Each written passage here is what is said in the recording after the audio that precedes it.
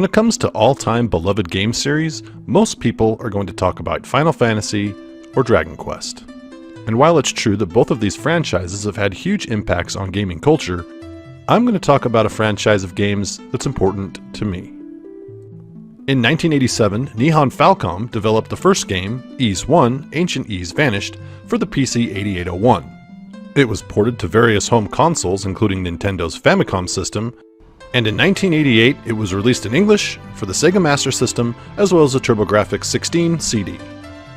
The game went on to spawn 8 sequels, including the game I'm going to be talking about today, Ys 5: Lost Kefin, The Kingdom of Sand.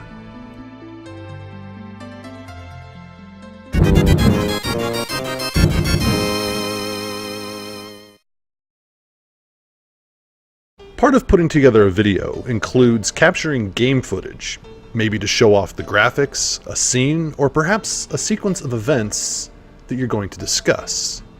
While I was capturing some gameplay for this video, it suddenly hit me. I want to play Ys 5 again. I've always felt like this game, oftentimes referred to as the black sheep of the Ys family, is actually somewhat underrated. So today we're going to do something just a little bit different. Yes, we're still going to take a look at the box art, and we're also going to take a peek and discuss everything that's inside the owner's manual, but I'm also going to take an opportunity to defend Ys 5. Let's go ahead and take a look at what's in the box.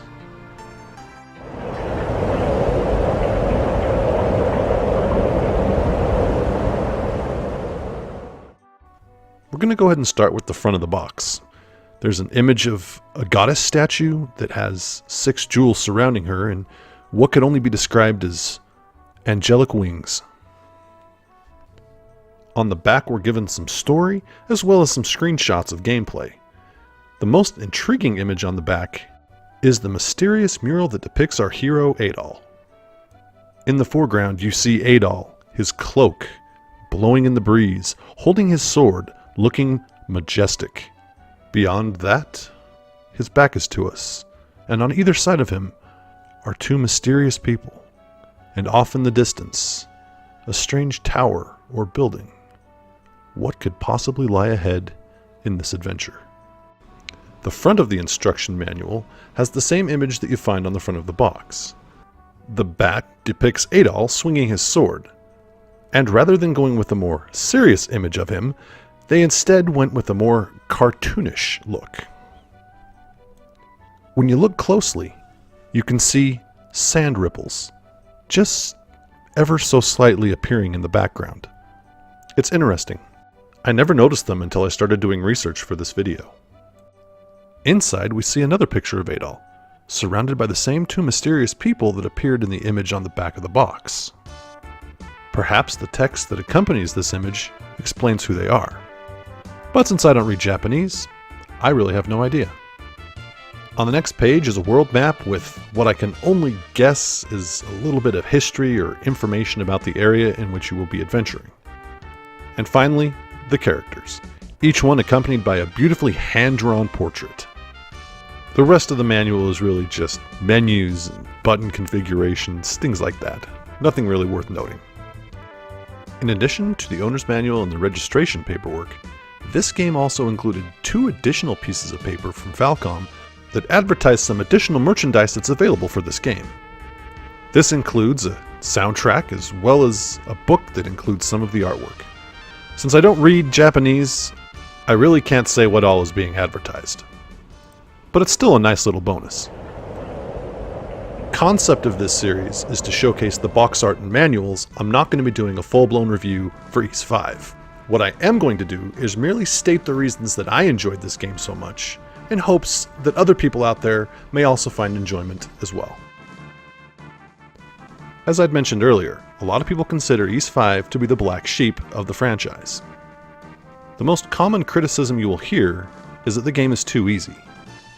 Falcom must have agreed, because a year later they released Ys 5 Expert with a higher difficulty level. While there is a basic patch that does translate the options menu, some items, and some status fields, there is not a full translation for Ys 5 Expert. As such, I have not played the more difficult version, so I won't comment on it. The game was also ported to the PS2, but it is a Japan exclusive and has yet to receive an English translation. I mentioned earlier that this game has a reputation of being too easy, and while the game can be easy at times, I think it is still a lot of fun to play through. The ability to jump, swing your sword, whack baddies, the game is just very satisfying to play. There's nothing really special about the plot. Adol is adventuring in some new far-off land, and along the way helps to uncover the mysteries surrounding an ancient city now covered in sand. And along the way he meets a host of characters, both good and bad. So the formula goes something like this. Meet somebody in a town. They want you to go investigate something. You travel to that area to go investigate it. You kill a bunch of baddies along the way, collect gems, level up, buy new equipment, fight a boss, and then basically repeat. So yeah, there's nothing unique or special about this, but it's still a hell of a lot of fun. And when you look at the boss sprites, these things are massive. They are so beautifully rendered. I really enjoyed the boss fights, even if they were a tad on the easy side. And while we're on the subject, look at the graphics. They are gorgeous. Some of the best graphics on the entire system. It's worth mentioning at this point that a new magic system is introduced in Ys 5. This requires the player to charge up spells by holding a button before they can be cast.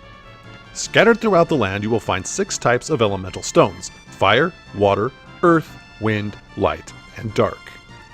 Magical spells are created by fusing 3 elemental stones together, forming a flux stone. The flux stone is then attached to your sword and used to cast magic. Overall, the magic system's not that great.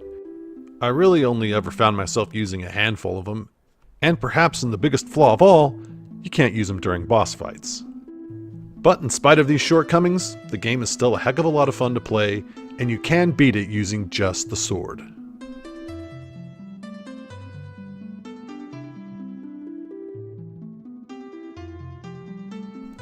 One of the other pieces of criticism I often hear about this game is the music.